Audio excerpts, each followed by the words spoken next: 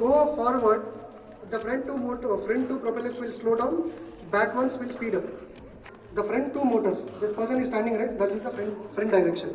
Okay, these two motors will slow down, so drone tips up like that and it goes forward. Similarly, I have to bring it back, I'll do the same thing. Back two propellers slow down, front two propellers increase the speed. Okay, so it will come back. Right and left, these three slow down, that three speed up. Okay, it goes to right, left also same. When we talk about a hexacopter, there are 6 motors. So I would say 3 motors rotate clockwise, 3 motors rotate anti-clockwise. Okay, propellers are also manufactured clock and anti-clock direction. So when 3 motors rotate clockwise and 3 anti-clockwise, if I increase the anti-clockwise motor speed up, what happens? Drone will tend to tilt towards clockwise. Understood? Should I repeat again? No? Understood? So 3 motors. I'll show it here. So let's take numbering of the motors.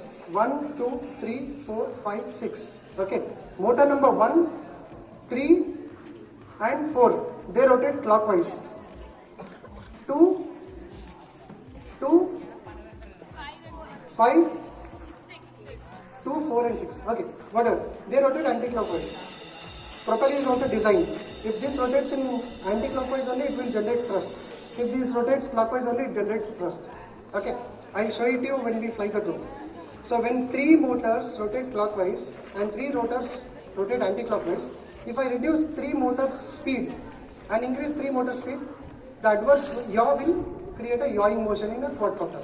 It is not only for hexacopter, it is for quadcopter, it is for decacopter or millioncopter, whatever you do.